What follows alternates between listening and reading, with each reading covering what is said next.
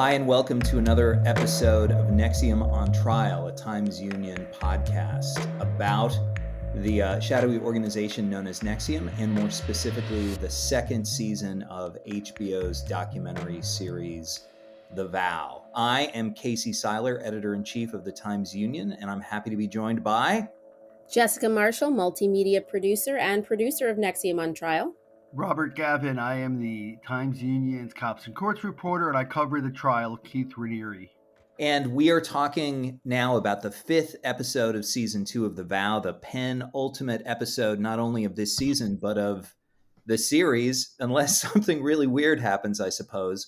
The title of this episode is The Room, and it focuses on the fairly explosive testimony of a young Mexican woman who, along with many other members of her family, was drawn into NXIVM and ended up spending months. 2 years, Rob, is that right? It went from March 2010 until February 2012. After she committed what Keith Raniere described as yet another one of the ethical breaches that the women who he was romantically involved in were prone to when they disappointed him.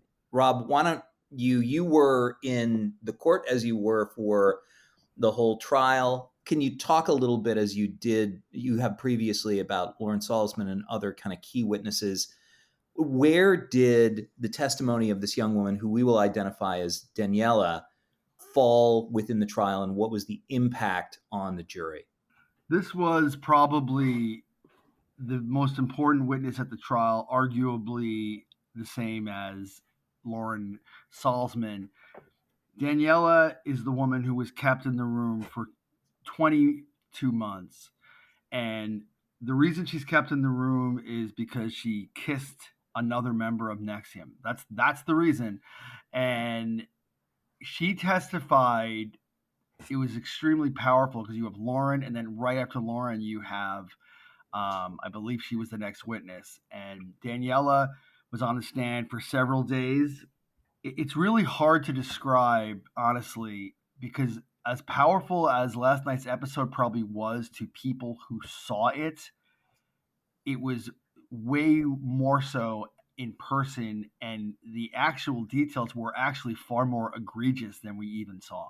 Jess, I'll throw this question to you. I think of really all the episodes of The Vow that we've seen so far, this one kind of took the most chances aesthetically, wouldn't you say, just in the telling of it? Yes, absolutely. I mean, there was extensive use of animation beyond the courtroom to describe, the circumstances and the scene as, through Daniela's testimony. There was a heavy use of this kind of dark, shadowy animation that I found pretty effective, at least in helping to visualize some of the darker elements of her testimony as it was described in this episode. It also used a lot of graphical treatments, kind of these interludes in between people's statements where there were these kind of twinkling lights that were a little out of focus and some sort of linear graphical elements. They were these interstitial elements that I think helped kind of keep the pacing of the story really dramatic, in addition to the testimony itself, which was pretty dramatic. So I thought the use of those elements was pretty effective in telling this story. I've criticized the show before for excessive use of the first person, but here, oddly enough, considering that it was largely one woman's testimony and her point of view, I thought they did a really good job of depicting that and also backing that up with kind of a chorus of other voices, including Karen Unterreiner, who was a NXIVM insider who was tasked by Keith Raniere with counseling Daniela, and Moira Penza, of course, the lead federal prosecutor. I did not need any Nancy Salzman in this episode unless they were going to ask her what she knew about Daniela being cosseted in the room for that long, which maybe you guys heard it and I didn't, but at no point did they seem to kind of say, hey, did you know about this? Were you cool with it? At Nancy Salzman's sentencing, the mother of Daniela, and this is the mother of Daniela's younger sister, who also was obviously the sex crime victim at 15 of Keith Raniere. She spoke of how Nancy Salzman, being a mother, jabbed her finger into her chest to let her know just how valuable Keith Raniere's time was, and that he's worth X amount of time, and really talked down to her. One of the children was basically working for Nancy in her home. So this is a little bit of revisionist history there to act like she's all sympathetic to the family, because she certainly was aware that there was members of that family working and not being paid necessarily like they should. Everybody else in the NXIVM inner circle knew something was going on, including her daughter, who obviously was directly involved in Daniela's her quote unquote boot camp. You'll notice that term used again, same as it was for Das. In the trial, it came out as boot camp, or this was going to be some sort of severe sanction for this huge ethical breach, which the show didn't show. But when Keith was talking to the mother, what he actually said to her was he tried to equate it to the killing of a child. He said, if someone killed a child, would that be okay to just say, oh, you're sorry or whatnot? If she had done this, would that be this huge dishonor? And then Moira Penza had asked Daniela, had you killed a child? She said, no, I kissed Ben Myers. Because that was the trend, the huge ethical breach that Daniela made was to kiss another man not named Keith Raniere. And then she told him about it. And Keith was, as she says in the show, and this is what she said on the witness stand, she considered Keith a close personal friend. She confides in him she kissed this person, and he decides to react as Raniere does, just with this huge reaction of, you've done this unbelievable thing that cannot be cured. One thing that did not come out, which is interesting, is he told the mother that Daniela was the person who was arranging books in Raniere's executive library in Knox Woods. And because now she's being punished, he said, so now I can't buy books, because he was punishing her. So there was just this completely warped overreaction. It just went completely nuclear. Two of my favorite clips of Raniere from this episode was the discussion with the mother, in which he was basically talking as if he's a high school guidance counselor, talking to a parent and saying, well, she's spoiled. She likes to get her own way. She's willful. And this is Keith Raniere saying this, right? A classic sort of rubber glue defense, I think you might call it. And also a moment when they are lounging on the sofa and Keith is playing her Led Zeppelin. And that was really uncomfortable. It was so weird. And Keith loves Led Zeppelin. That's something I don't know that a lot of people know, because we saw the dancing outside the jail and a lot of dance music. But from what I understand, Keith's a big Zeppelin guy. One of the exhibits that I probably spent way too much time going over was the inventory of Keith Raniere's record collection, and man, a lot of prog rock, a ton of prog rock, and it was included in the federal exhibits. And speaking as a former rock critic, it was really kind of fascinating to go through. I think we talked a couple of episodes ago about seeing Ayn Rand and Dune on the shelf, and no offense to prog rock fans, but man, he was way into that stuff. I think when people watch this episode, they're going to be very appalled at what happened to Daniela. And some things that were just not mentioned, just so the people who are hearing this podcast know, is there was a very serious tooth condition that Daniela had. She had diarrhea, other issues, like serious health issues that were just not being treated. And eventually they had to bring Daniela out to a dentist because it was a partial loss of a tooth. There was also a part in confinement where Daniela escaped. And by the way, this was on Wilton Court in the Knox Woods townhouse development in Half Moon. So if you get an idea where it is, it's like basically off 236 off of Route 9. At one point, she gets out during her confinement, makes it all the way to the Walmart on Route 9 in that Half Moon Clifton Park area, and she's trying to call Ben Myers, and he doesn't get it. And eventually, she ends up going back to the room. And the other part was that when she wrote these items, these quote unquote book reports, what's really interesting is she had this little thing she called the Wilton Times because it was on Wilton Court, and she would write these little stick figures and write these little reports, and eventually that was considered being indulgent. So while you're in a room in your house, and yeah, I know Mark Agnifilo obviously was trying his best to try to downplay this as a defense attorney, but this is someone who has no means of getting out. She doesn't have any ID. They've got her papers illegally at this point. She's basically trapped there. No, the door's not locked, but where is she going to go? And her family is there, and she's someone whose family is extremely important to her. In fact, a huge amount of love that comes out for her family when she's there. And you really can't overstate how intelligent Daniela is and how clear that came across in her testimony. And one of the letters she wrote while she's there, this was chilling to me as someone who was covering the trial, because you think, like, what would you do in that situation like that, right? And there's one part where she writes in capital letters, "Do you realize how insane this is? What is wrong with all of you? How is this good for me? I just want this to be over." Then she writes another one, "Please, Keith, I don't want to be here anymore. Please, please." So, I mean, she's doing what you would expect any normal person would do. She was a young person. She kissed someone. That's all she did. Now, you asked earlier about people who talked about how did Nancy know about this. I mean, Ben Myers, the guy she kissed, is now married to the other Salzman sister. And so he's, the person she kissed, Ben, is Nancy Salzman's son-in-law. So, I mean, there's a big circle sometimes of all. You don't go too far in NXIVM without, hitting a circle of some kind.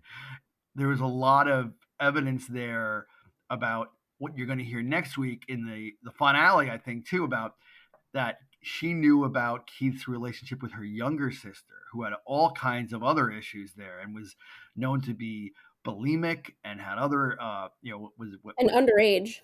Underage, obviously. Yeah. But also, Keith also groomed Daniela. She might have been of age, but he groomed her. He kissed her. What did not come out in the episode is the scene where he says he put her on the mattress and whatnot. There's a scene in that later where there's an interaction between him and her. And he gaslights Daniela in telling her, "Oh, we had sex." And she's like, "No, we didn't." And he's like, "Oh, yeah, we did."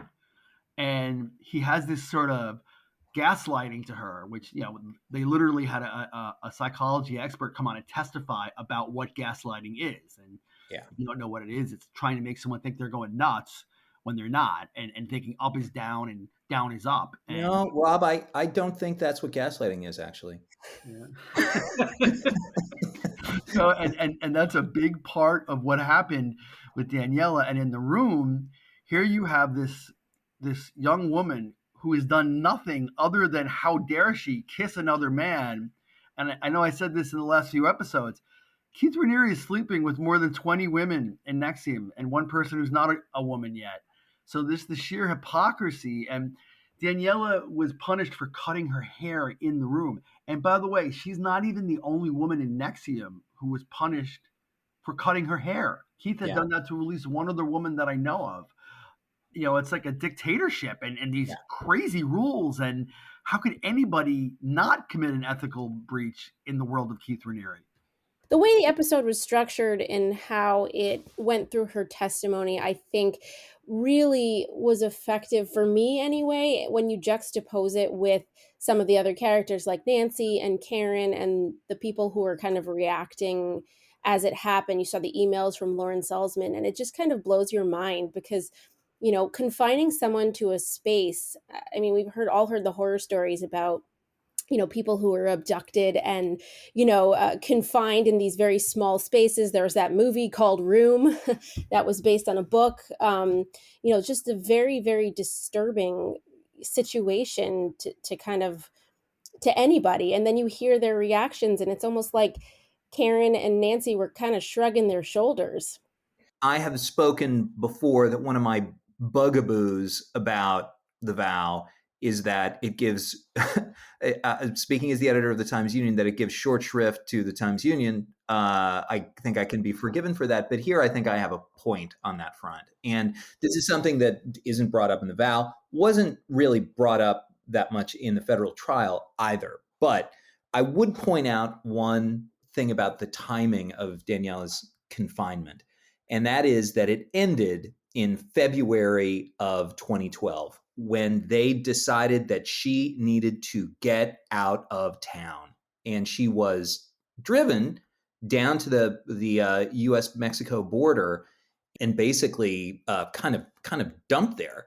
That same month, second Sunday of February, the Times Union published the major component of Secrets of NXIVM, which is the Jim Odato, Jennifer Gish investigation specifically about Raniere's shabby and potentially illegal relationships and treatment of young women within NXIVM.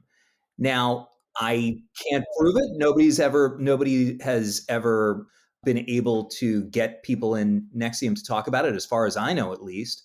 But one has to imagine, I don't think it's a crazy hypothesis to think that NXIVM knew this series was coming, and certainly when it was published on February 11th, if you were anyone within NXIVM, you might think, hey, you know what?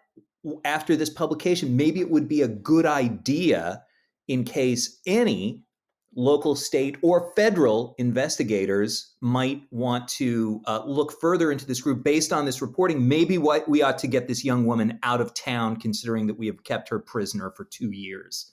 Of course, what they didn't know is that, as far as we know, none of those law enforcement entities did jack squat. Yeah, it's really disturbing. I mean, you look at the way, because she had gotten out of the room once before, and then she went back in the room. And then this time she's on the brink of suicide. And this came out of trial where she sees the red bird, and all of a sudden it's like, oh my God, I want to live. She gets out. She storms out of the room. I mean, storm's a strong word. She confronts Keith at volleyball. I don't think this was in the episode, but she confronts Keith at volleyball, and they're all there. And Keith runs to the back of like the group of people. So if you're familiar with Keith, you know, this is not the first time he's acted this way. You know, when he got, or I should say at that time, it was similar to the way he acted when he was arrested, where he hid in the closet. Daniela confronts him in the gym when they're playing volleyball. He runs to the back, says, I'm leaving. And at this point, they decide, well, rather than go back in the room, the father, another top member of NXIVM, drive her to the border with 0 immigration documents, drop her off, and eventually she gets to Mexico, and by some like miracle, she ends up getting to a library, because she's a citizen, she gets ID. And here's you want to know a part which is I just find amazing here. NXIVM still was expecting Daniela, after she left in Mexico, to write quote unquote book reports. And Daniela ends up getting employment. She works at a high boutique hotel in Mexico. And of all the hotels in all of the world that she could work at, this hotel is where Emiliano Salinas, who was at that time a high-ranking member of NXIVM, by the way, the son of a former Mexican president, Carlos Salinas de Gortari, that is where he's getting married. So there's a bunch of NXIVM members who see Daniela there, and Lauren goes up to her, and she's like, oh, are you still doing your program? And she just basically kind of is like, oh, yeah, whatever. At that point, Daniela has moved on. She's become very successful. She's gotten out, as I understand it. She is thriving, as I understand it. I know Moira Papenza, the lead prosecutor on the case, has tweeted that basically at the time of the trial, she was running a successful company with 250 workers and has since become more successful. So she's come out of this on the right end, and she has never really spoken a lot about it. During the episode, you hear many things, and Keith telling Daniela how to lose weight. This is someone who looks like there's literally not an ounce of fat on her body. And Keith is telling her she needs to lose weight, and that having an abortion, well, yeah, that's a good way to lose weight. I mean, it's just so, mind-boggling when you hear this stuff. And telling her and other people allegedly that they're Olympic athletes who get pregnant just so they can get abortions as a weight loss technique. That is... This is semi-professional athlete. I have some issues with the truth of that statement. That was just a very disturbing statement. And it goes to what, of course, we know, and I'm not sure if it's going to be dealt with in the finale, which is that Raniere and NXIVM basically had, not to be flip about it, but sort of a jumbo saver plan at a local women's health clinic where, women within the organization were just brought as a matter of course to get abortions after they got pregnant, allegedly by Keith Raniere.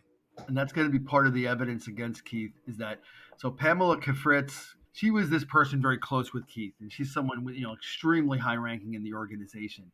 She handled abortions. So between the three sisters, and by the way, the oldest sister of these three is still with Keith Raniere and has a child with Keith Raniere. And by the way, Daniela's father, we should not go by without mentioning this, is still to this day, at least as of the sentencing of Keith Raniere, was still loyal to Keith Raniere and wrote a letter on his behalf to the federal sentencing judge. His daughters, between the three of them, there were 4 abortions. And those abortions included documentation in which Pamela Kefritz basically said to Daniela that in no certain terms you are not to say Keith was the father. The younger sister says that she was with her boyfriend for an X period of time. And that's part of the evidence that's going to show, if you do the math, this was a 45-year-old man with a 15-year-old girl. I think this episode, there's very little of Mark Agnifilo, but it's pretty clear that at this point in the trial, he knows that his client is in very bad trouble. And there's a great moment where he's interviewed outside the courthouse, and he says, well, it just kind of depends on whether or not more, bad evidence and bad facts come out, because that's definitely going to affect the jury. It's like, yeah, that will happen at trial. That might happen, Mark. I'm 100% convinced he believed what he was saying at that point. Yeah, I talked to Mark throughout the trial and since. And honestly, it's funny, watching The Vow, if you had never spoken to Mark Agnifilo, you'd be like, this guy's cold. This guy's a defense attorney, but where is he at? Where's he coming from? And honestly, he was like the nicest person in the world during the trial. I mean, it's funny. I spoke to him a lot before, during, after, and he even after the trial actually shook Barbara Boucher's hand, which really upset local attorney Steve Coffey around here by doing that. So it's just interesting to see how Mark comes off, and he comes off kind of cold on The Vow, but my personal experience with him was that he was a very nice guy. They obviously had their work cut out for them at this trial. I don't think it's an easy case to defend, but at the same time, it is interesting to watch Mark on TV really just act like this is, hey, this could be, I know it looks bad, but those things, I think at one point he said causing pain is not illegal. And that is true. That is true. It is someone, not it is specifically illegal, but all right. Well, listen, let's leave it there with one more episode to go next week. Thanks very much for listening to NXIVM on Trial, a Times Union podcast. I'm Casey Seiler. I'm Jessica Marshall. I'm Rob Gavin.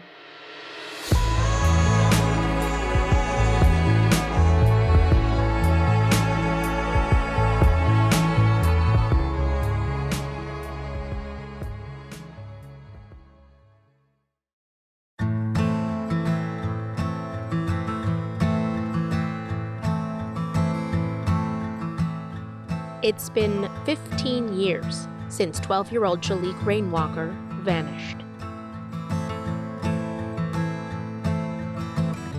His disappearance from rural upstate New York was ruled a probable child homicide.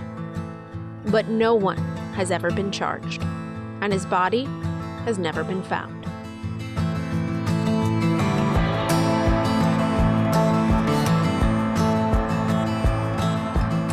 This is Rainwalker, The Lost Boy.